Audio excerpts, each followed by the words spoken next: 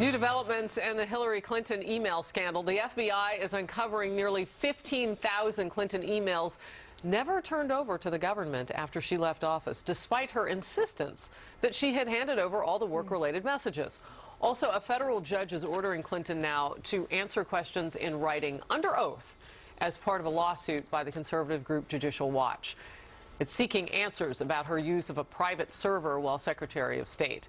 And yesterday, Clinton's campaign manager dodged questions about whether her answers will be released publicly before the election, instead blasting Judicial Watch. Take a watch. The right wing and Republicans in Congress are not satisfied with the answer that the career professionals at the FBI and the Justice Department gave. They said there was no case here. This is just another example of a right-wing group just trying to keep the questions coming. Sounds like a no. As I said, as soon as she receives the question, if the judge asks her to answer those questions, she will get to work right away. Oh, I have some details about that coming up. But anyway, meanwhile, former Secretary of State Colin Powell is now pushing back after the New York Times reported that Clinton told the FBI Powell urged her to use a private email account on the job. He says he doesn't recall any conversation about that, but told the New York Post, quote, "The truth is she was using it, her personal email, for a year before I sent her a memo telling her what I did during my term as Secretary of State. Her people have been trying to pin it all on me," end quote. Powell's comments raising new questions about whether Clinton lied to the FBI. Wow, there's a lot to get to there. Let's start with the beginning. So she's going to be under oath this time, something she was not when she sat down with the FBI, which is not out of the ordinary, but just pointing it out. And there were no, as I understand, recording devices, which is why when anybody wanted to know what was said, it would have to be like a little note that Comey or somebody else would write out. How is this different, or better, or not? Well, the fact that it's under oath is an improvement. What I have now, last night, literally in Washington, D.C., down in the basement there in what's called the SCIF, the Secure You were hanging out?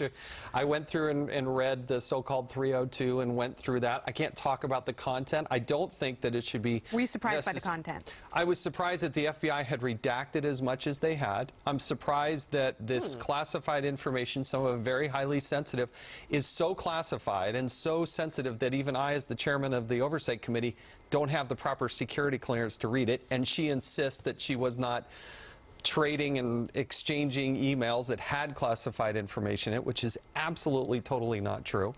And I'm surprised there's not more detail in there, too. And now to hear that there are, according to the Washington Post, 15,000 additional emails nobody ever heard of.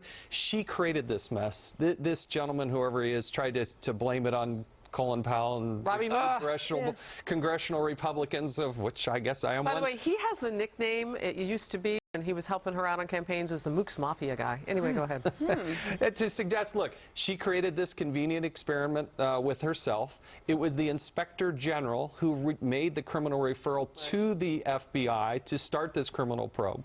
So this was something that she did to herself. Okay, so one of the key questions they're obviously going to ask her in some form or another is, why did you do this? Right. Because we still don't really know why. What do you think her answer will actually be? Oh, well, I think the truth of the matter is that she did it to create a pathway where her documents would not become public record. She was trying to avoid this whole thing. Now, the FBI director saying he didn't bring charges because he couldn't find intent, but I think... Well, he couldn't prove it. He couldn't prove the intent. I think the intent is there. She set up the server on the same day that she started her Senate confirmation hearings.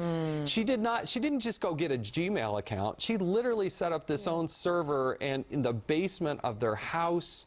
I do agree with the FBI director's assessment that she was not sophisticated. I mean, that is his sworn testimony that she's not sophisticated. He wasn't even that kind. You know, the record's out there. Can I just ask you something, though, as a citizen? You guys have to stop going after her for every little thing. Like, don't go after her for the perjury stuff at the Benghazi hearing. Don't go after her for the Powell comment. I feel like she's being sarcastic. I'm not. Wait for a bigger investigation, like the Clinton Foundation, because every single time Congress goes after her and it doesn't then Congress wouldn't be doing their job. No, I understand that, but there's also you want Congress not to do their job? No, what I want them to do is if you're really trying to somehow show that this person has a pathological inability to tell the truth, then putting her to task and trial for every single thing only makes her look like a victim, and it allows her to feel more emboldened and more entitled. And No. Yes. If somebody comes and testifies before Congress and they give false, misleading statements, that is against the law. And for the FBI director, you guys investigate and go after every single person who possibly perjures themselves now? For the FBI, we should. For the FBI director to testify that after a year-long investigation, they never even looked at her under oath testimony.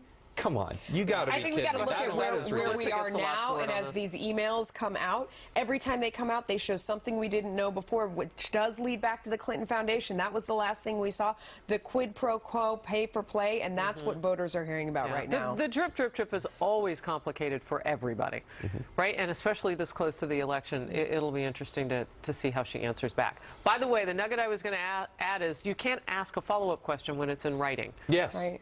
That was the That's like judge's decision, though. advantage. The judge. Yeah, that's like advantage Hillary Clinton, depending on what her original answers are. So we'll watch it. We'll cover it as it happens.